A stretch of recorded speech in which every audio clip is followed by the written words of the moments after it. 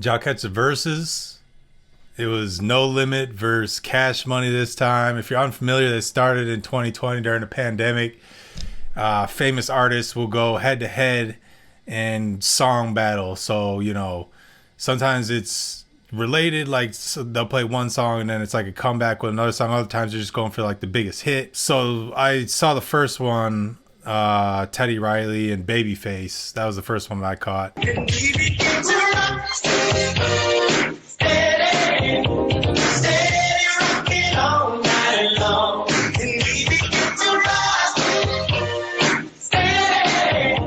I saw the Bone Thugs one, and there's some others too that are really good. But yeah, this last one stood out because I'm a big fan of Lil Wayne. So I was like, Cash Money, all right, I'm gonna check that out. And No Limit, which is like a generation, it's like a half generation older than me. No Limit Records, they're big in the '90s and into the 2000s too. But there was, some underground stuff going on in New Orleans, and then there's like the mainstream stuff going on as well. And I think that's kind of what it matches up with in this battle. Like No Limit Records was the underground stuff, and the mainstream was Cash Money. That's my interpretation though. And the battle was like more underground hits because it turns out Lil Wayne didn't show up, Drake didn't show up, Nicki Minaj didn't show up for Cash Money, but Cash Money is known for also stealing money from its artists. For Birdman, Baby, the head of Cash Money, is known for being a shit, just terrible human being. And he's the head of Cash Money, which is like, he helped bring up Lil Wayne and, like I said, Drake, who's arguably like the biggest artist of all time, and Nicki Minaj, another huge female rapper who kind of brought back the female rapper after Lil Kim. And so some major components weren't there for Cash Money. And No Limit came out swinging, and they also had a special cameo from Snoop Doggy Dogg. So he stepped in and did more than just a little. Like some artists will just be there for their presence, but Snoop Dogg actually performed, and he went a cappella and shit. What niggas? Dick niggas? Yeah, dog, you win it? Fuck 'em, let's get 'em. Do 'em, I get 'em. We getting nutty in this motherfucker. I got my buddies in this motherfucker. Leave a nigga bloody in this motherfucker. We in the cutty, motherfucker. You done done too much. You got it coming, motherfucker. Some of these niggas is bitches too. And some of these niggas look just like you. Well, where I'm from, we like to ride on fools. We do it from the shoulders and do it from the tools. I do my dirt up on my lonely. See murder and magic, hell yeah, they're my motherfucking homies. So when the shit get thick and foggy and niggas wanna act, fuck what you stand for.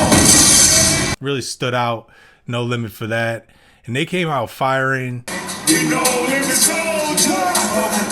We no limit soldier. We no limit soldier. I thought I told you. We no limit soldier.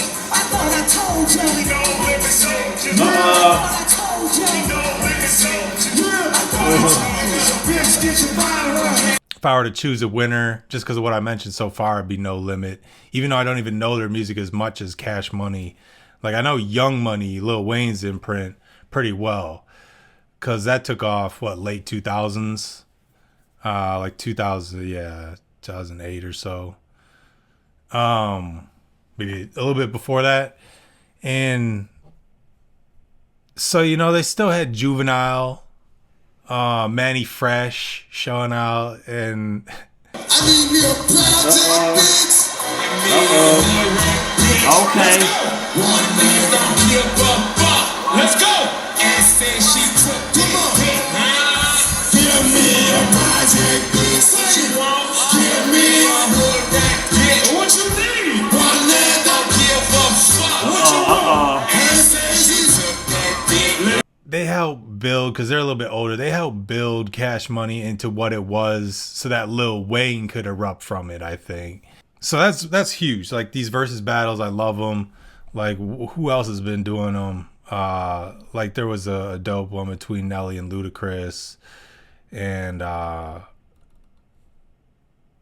it is funny. I guess They were so hammered. Like during the pandemic, everyone was drunk so much. At least the people that I watched online, like between Def Jam and the versus battles and just other creators, I guess it's a lot of drunk people. But that was still a good one. The Nelly versus Ludacris.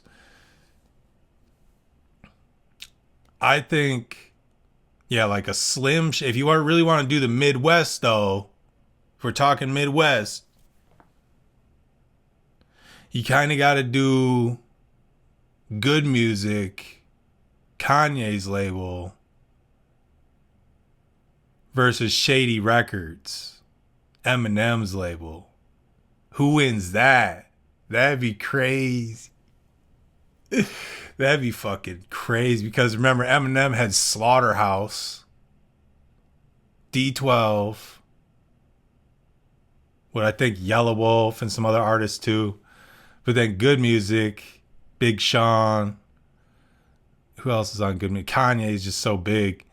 And then Common. You got other dope lyricists. A lot of really dope lyricists on both sides, both camps. But that would be the debate. It'd kind of be between Chicago rap and Detroit rap. Who's really king? I don't think they've done that. Right?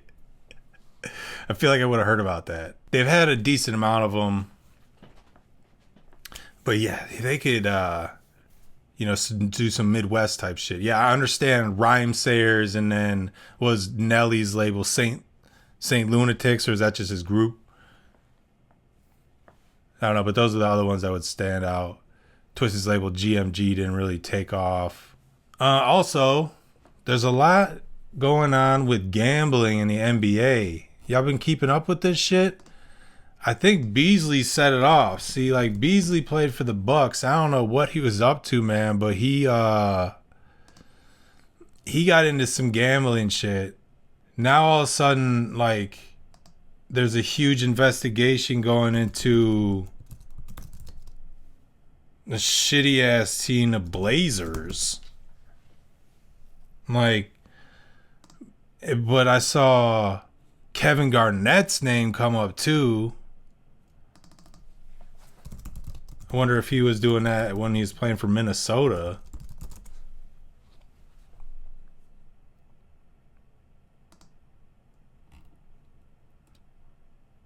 I don't know how far back that goes. But I just kind of been noticing these headlines pop up. I'm wondering, what do y'all think about this gambling in the NBA? And do you think it's really widespread? And do you think it's more or less in the NBA than like the MLB and the NFL? Because it seems like right now, from what I've been seeing, it's just like rampant through the NBA. Last thing, Halloween this week, and I know I haven't done like a going out type video in a minute, but I'm gonna go down. I think I'm gonna check out Brady Street. I've been told Water Street's more for like the younger kids. I never really got to experience that, unfortunately. Maybe I could go there sometime, but Brady Street, I guess, is more for like the grown people. Downtown Milwaukee, at least. I'm talking about downtown. East side, downtown type shit. But I'm going to get down there, and is it like I shave my head, I'm bald, so like I just do bald characters?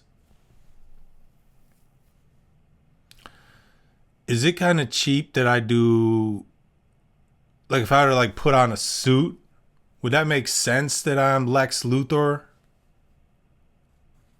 Or if I put on a t-shirt, would that make sense that I'm Mr. Clean? Do I just look that? Or do I have to do more than that? I'm wondering if I'm not putting in enough effort. Maybe I need a prop. I think maybe that's what I'm missing is props in my outfits. Last year I just went as a cowboy. One before that, I forget, but I don't like wearing wigs. Wigs get annoying. They get torn off, especially when I don't know. I feel like whenever I wear wigs, I don't look like I have hair, maybe, or people just notice it easily. They just like tear it right off. I'm gonna touch my wig. But yeah, Halloween's coming up. One of my favorite holidays, especially since it's like you get to dress up, you get to play make believe a little bit, and it's not directly like obviously a Christian holiday or a Jewish holiday or Muslim holiday, some Abrahamic religion. I like that it's not this generic Abrahamic religion holiday that people blindly follow and blindly believe in just because it's popular. It's weird, it's strange, it's more of like a pagan thing. It's my type of shit. So I love dressing up for Halloween. Love getting spooky. May also hit up. There's a big haunted